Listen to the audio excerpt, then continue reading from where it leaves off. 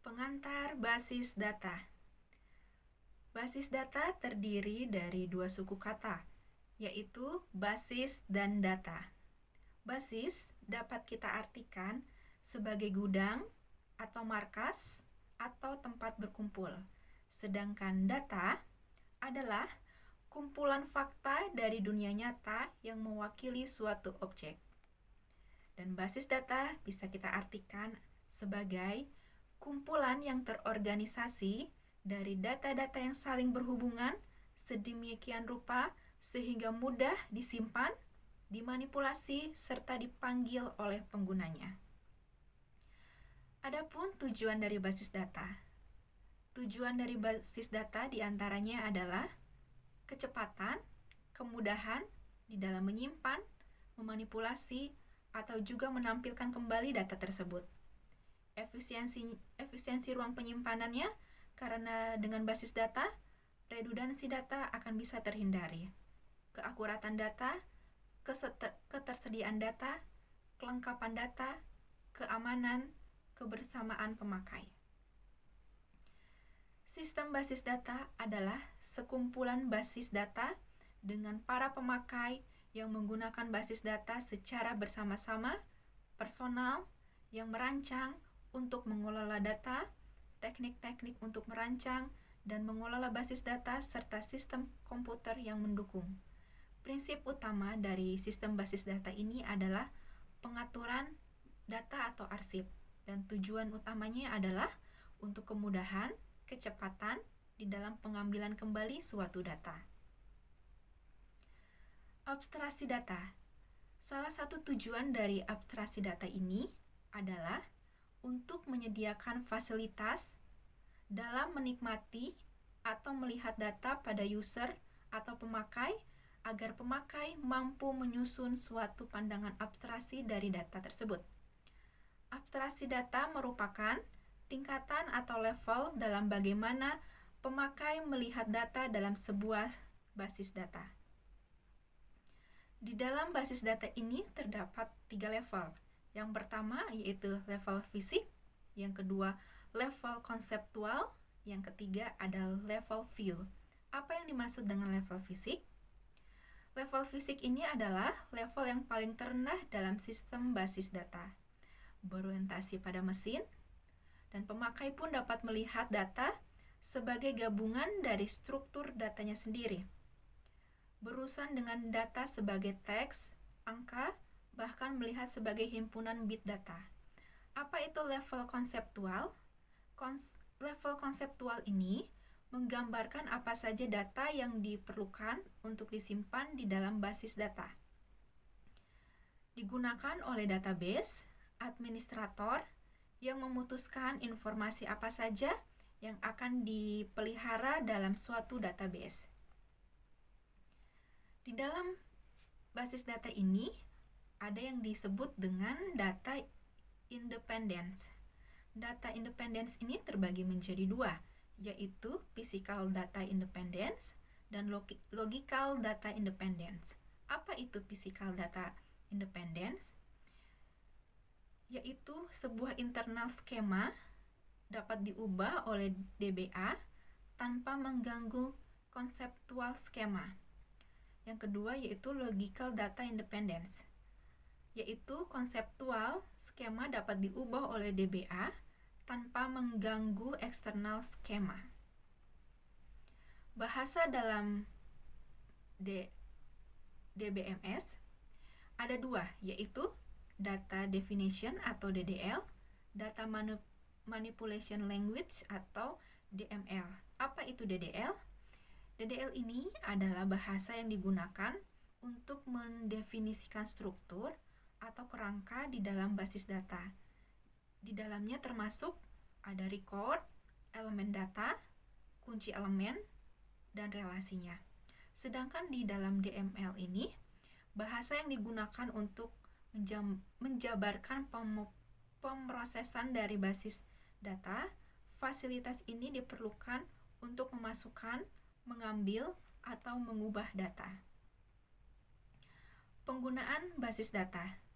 Pengguna di dalam basis data ada beberapa, yaitu dari System Engineer, Database Administrator, dan End User. System Engineer ini adalah seorang tenaga ahli yang bertanggung jawab atas pemasangan sistem data.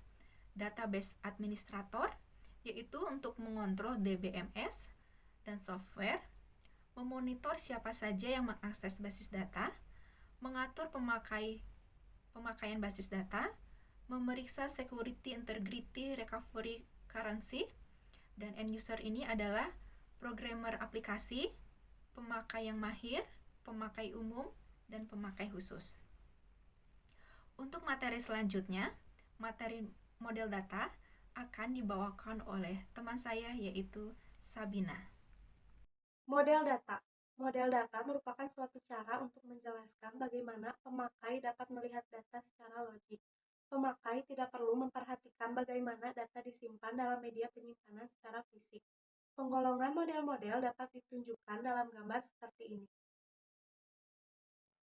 1. Object-based data model merupakan himpunan data dan prosedur atau relasi yang menjelaskan hubungan logik antar data dalam suatu basis data berdasarkan pada objek datanya. Terdiri dari satu entity relationship model merupakan suatu model untuk menjelaskan hubungan antar data dalam basis data berdasarkan suatu persepsi bahwa real world terdiri dari objek-objek dasar yang mempunyai hubungan atau relasi antara objek-objek tersebut. Contohnya seperti ini. Gambar di atas dimaksudkan untuk menjelaskan relasi antar data dalam suatu bank X. Bank X merupakan real world dan mempunyai banyak objek dasar. Misalnya adalah customer dan tabungan. Seorang customer mempunyai atribut nama, alamat, noted, dan atribut lainnya. Objek tabungan mempunyai noted, saldo, dan atribut lainnya yang diperlukan. Suatu relasi dalam bank X terjadi karena customer dengan noted tertentu mempunyai hubungan secara logik dengan objek tabungan pada atribut noted yang sesuai.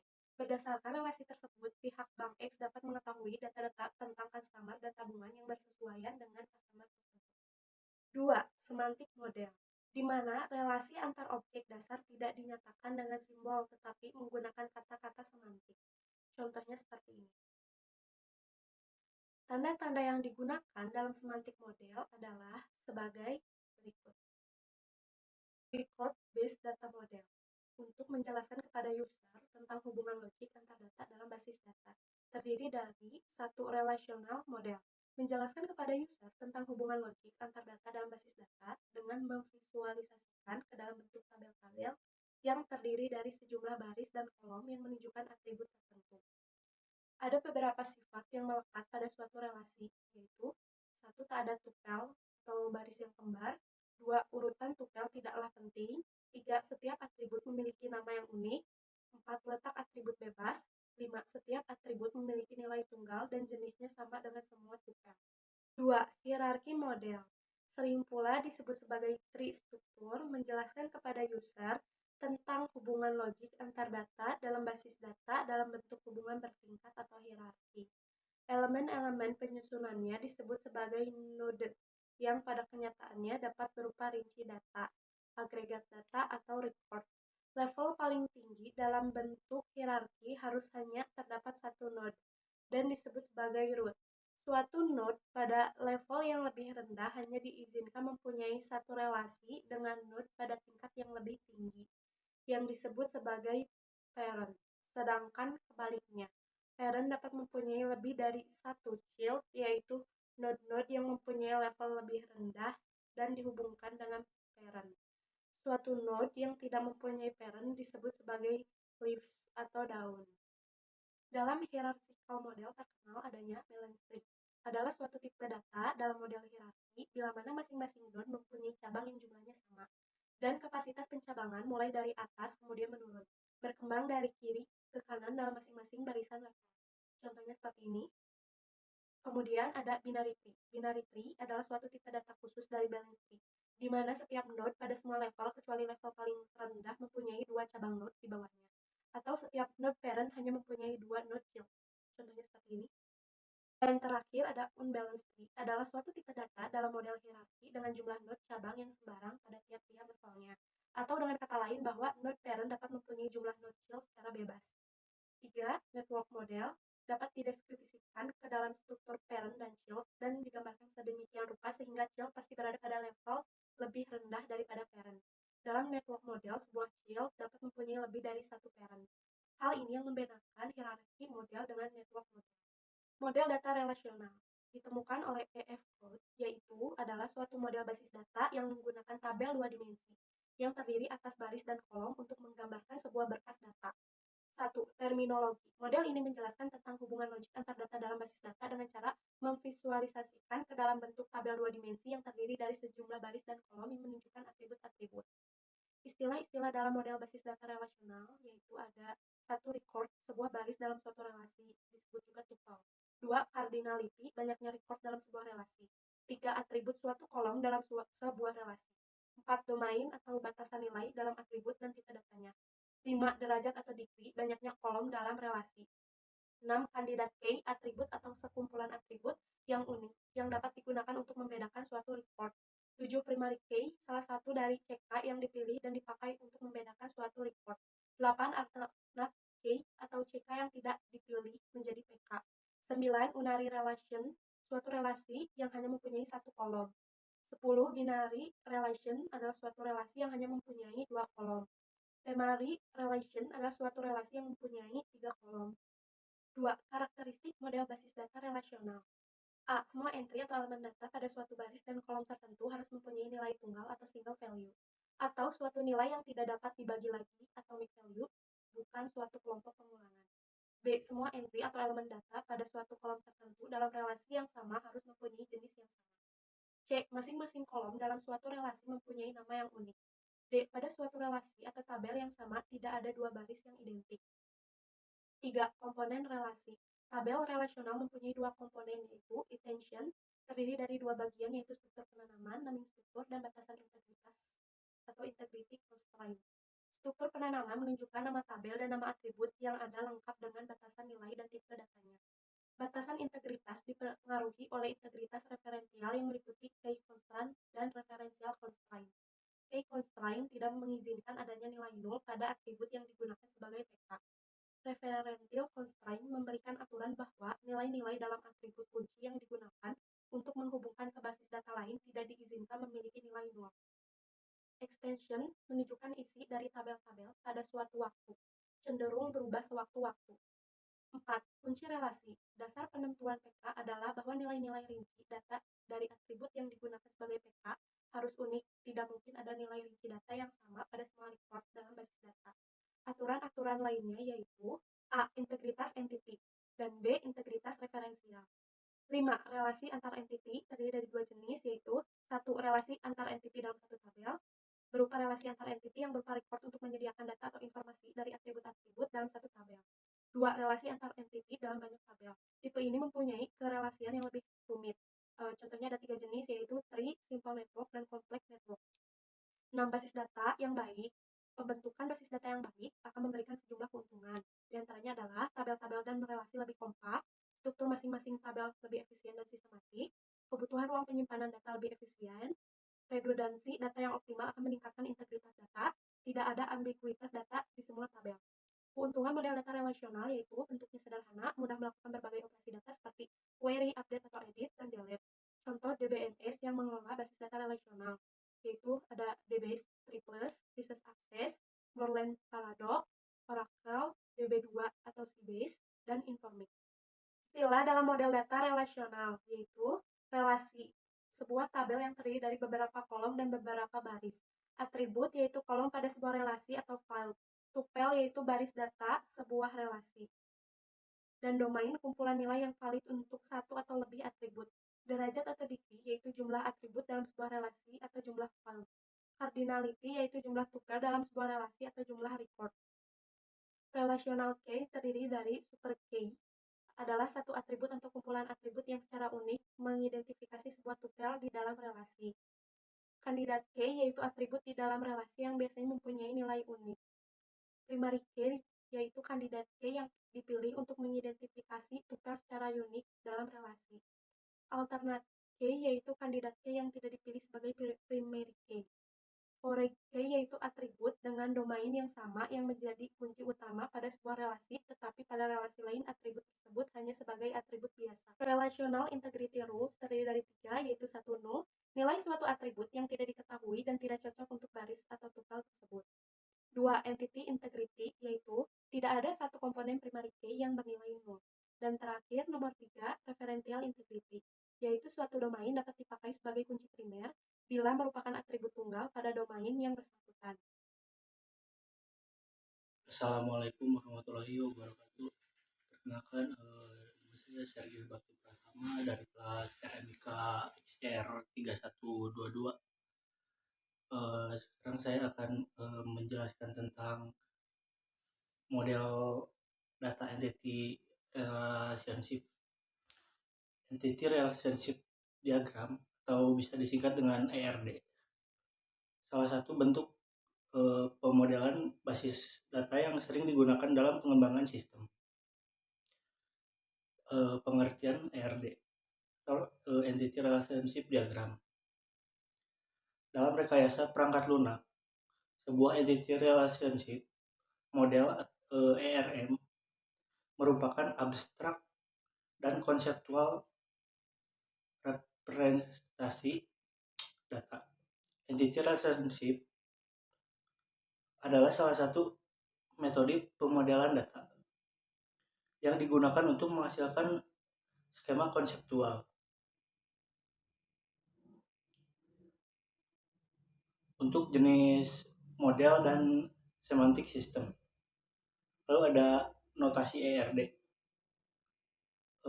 Mengenai notasi ERD, notasi klasik sering digunakan untuk model konseptual. Berbagai notasi lain juga digunakan untuk menggambarkan secara logis dan fisik dari suatu basis data. Lalu ada entitas. Entitas adalah segala sesuatu yang dapat digambarkan oleh data. Entitas juga dapat diartikan sebagai individu yang mewakili sesuatu yang nyata eksistensinya dan dapat dibedakan dari sesuatu yang lain. Dan entitas itu ada dua macam, yaitu entitas kuat dan ada entitas lemah. Entitas kuat merupakan entitas yang tidak memiliki ketergantungan dengan entitas lainnya. Lalu ada atribut komponen. Atribut komponen kedua dari ERD adalah atribut setiap entitas pasti mempunyai elemen yang disebut atribut yang berfungsi untuk mendeskripsikan karakteristik dari entitas tersebut. Atribut kunci merupakan hal pembeda atribut dengan entitas. Gambar atribut diwakili oleh simbol elips dan berbagai dan terbagi menjadi beberapa jenis. Ada atribut kunci atau key, atribut yang digunakan untuk menentukan entitas secara unik. Contohnya ada NPM, NIM, nomor induk mahasiswa. Ada juga atribut simple. Atribut simple bernilai tunggal yang tidak dapat dipecah lagi atau atomik. Lalu ada atribut multinilai atau multivalue.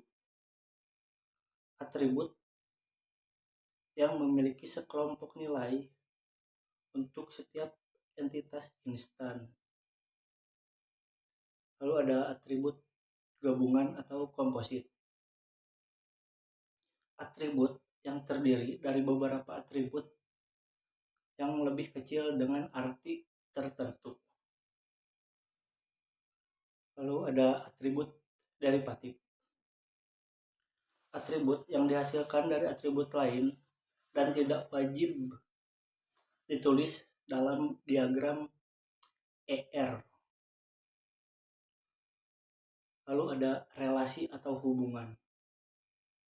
Relasi menunjukkan adanya hubungan di antara sejumlah entitas yang berasal dari himpunan entitas yang berbeda. Lalu ada penghubung antara himpunan relasi dengan himpunan entitas dan himpunan entitas dengan atribut dinyatakan dalam bentuk garis. Lalu ada relasi dan hubungan antara sejumlah entitas yang berasal dari himpunan entitas yang berbeda. Gambar relasi diwakili oleh simbol belah ketupat. Relasi juga terbagi menjadi beberapa jenis. Contohnya ada one-to-one. One-to-one, setiap entitas hanya bisa mempunyai relasi dengan satu entitas lainnya. Contohnya siswa dengan nomor induk siswa.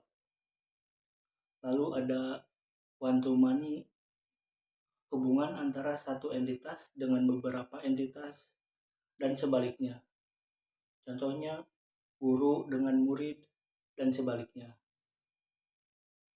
Lalu ada many to many.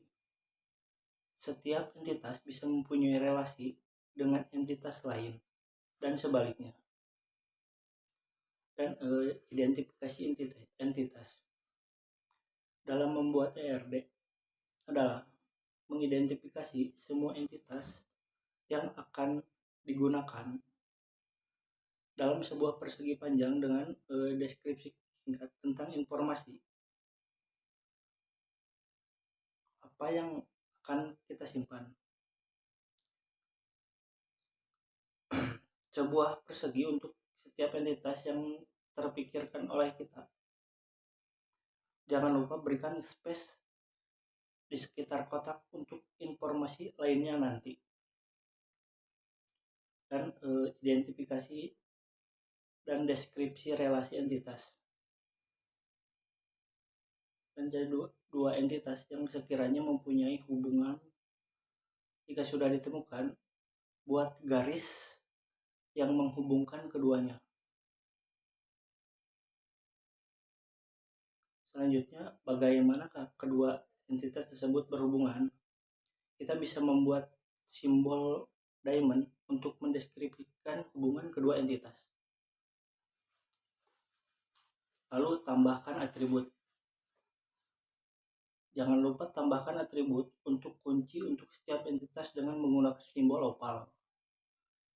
Ingat beberapa perbedaan atribut yang sudah disebutkan di atas. Lalu penuhi diagram. Setelah kita sudah membuat beberapa contoh entitas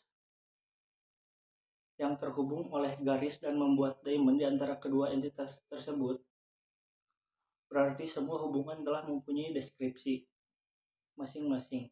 Mungkin tidak setiap entitas mempunyai hubungan atau beberapa di antara lain antaranya malah memiliki relasi yang banyak, tapi itu tidak masalah.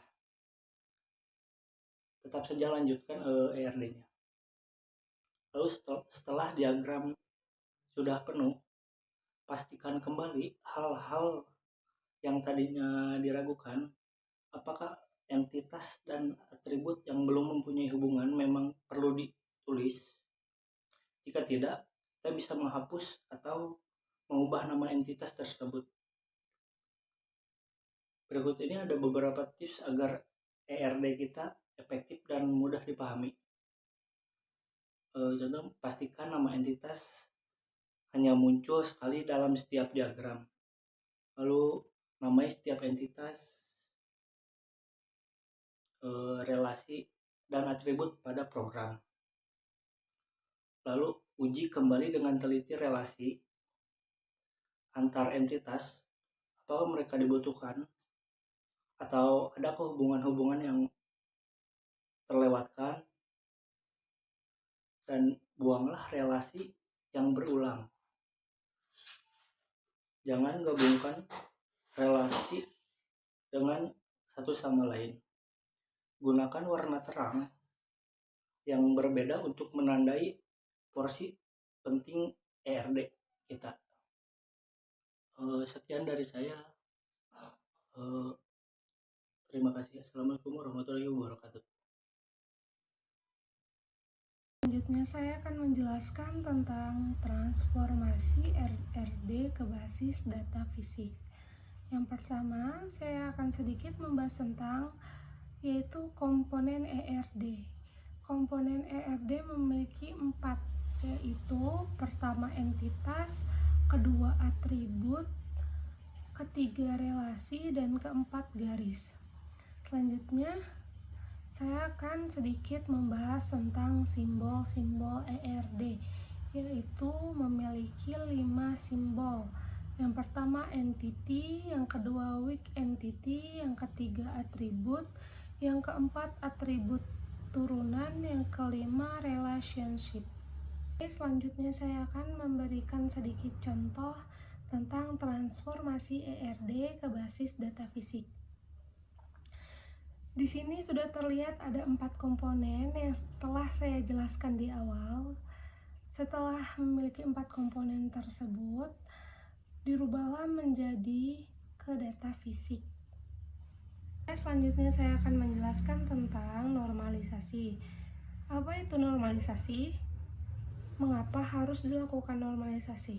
Normalisasi adalah suatu teknik untuk mengorganisasikan data ke dalam tabel-tabel untuk memenuhi kebutuhan pemakai di dalam suatu organisasi, agar suatu tabel tersebut terstruktur dan tidak terjadinya data ganda atau redundansi data. Normalisasi terkadang hanya dipakai sebagai perangkat verifikasi terhadap tabel-tabel yang dihasilkan oleh metodologi lain, misalnya ERD. Selanjutnya tentang tujuan normalisasi. Tujuan normalisasi ada 5. Yang pertama, mengurangi redundansi data, yaitu adanya data ganda. Yang kedua, meminimalkan ukuran penyimpanan yang diperlukan untuk menyimpan data. Yang ketiga, meminimalkan resiko inkonsistensi data pada basis data. Yang keempat, meminimalkan kemungkinan anomali pembaharuan. Yang kelima, memaksimalkan stabilitas struktur data. Ada 5 rancangan database dikatakan buruk jika pertama, data yang sama disimpan di berbagai tempat. Yang kedua, ketidakmampuan untuk menghasilkan informasi tertentu. Yang ketiga, terjadinya kehilangan informasi. Yang keempat, terjadinya adanya redundansi data dan duplikasi data. Yang kelima, timbulnya adanya null value. Selanjutnya anomali. Proses pada basis data yang memberikan efek samping yang tidak diharapkan. Jadi anomali adalah memberikan efek samping yang tidak diharapkan pada basis data. Jenis anomali ada 3. Yang pertama update anomali, yang kedua insert anomali, yang ketiga delete anomali. Tahapan normalisasi database. Yang pertama unnormalized form, yang kedua first normal form, yang ketiga second normal form, yang keempat third normal form, yang kelima kode normal form, yang keenam five normal form, atau biasa yang kita sebut UNF, 1NF, 2NF, 3NF, BCNF, dan 5NF. Untuk tidak normal, abnormal. Bentuk ini merupakan kumpulan data yang akan direkam, tidak ada keharusan mengikuti suatu format tertentu. Bisa saja data tidak lengkap atau terduplikasi. Data dikumpulkan apa adanya sesuai dengan saat memasukkan data. Bentuk normal tahap pertama, 1NF. Bentuk normal 1NF terpenuhi jika tabel tidak memiliki atribut bernilai banyak. Atribut komposit atau kombinasinya dalam dominan data yang sama.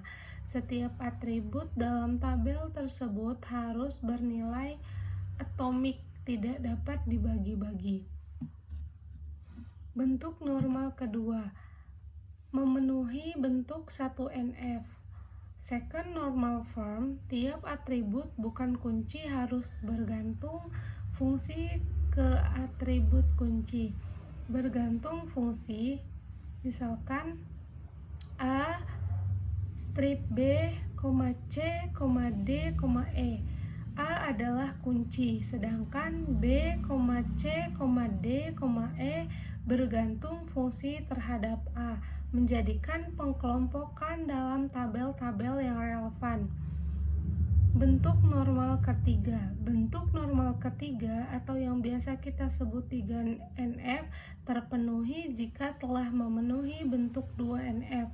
Atribut bukan kunci tidak memiliki ketergantungan transitif terhadap kunci utama. Ketergantungan transitif A strip B, C, D, E. C strip E. C adalah trans untuk E dan A, maka harus dekomposisi tersebut A strip B, C, D, dan C strip. Kita menggunakan normalisasi. Normalisasi umumnya diperlukan apabila atribut-atribut dari dataset memiliki skala atau rentan yang berbeda. Misalnya, terjadi ketimpangan di mana ada data yang terlampau tinggi dan ada yang terlampau rendah. Normal. Suatu tabel dapat dikategorikan efisien atau normal jika telah memenuhi 3 kriteria, yaitu kriteria pertama, jika ada dekomposisi tabel di mana dekomposisinya harus aman, artinya setelah tabel tersebut diuraikan atau dekomposisi menjadi tabel-tabel baru, tabel-tabel baru tersebut bisa menghasilkan tabel semula dengan sama persis. Yang kedua, terpeliharanya ketergantungan fungsional pada saat perubahan data. Yang ketiga, tidak melanggar kode normal form BCNF atau paling tidak bentuk normal ketiga, yaitu 3NF.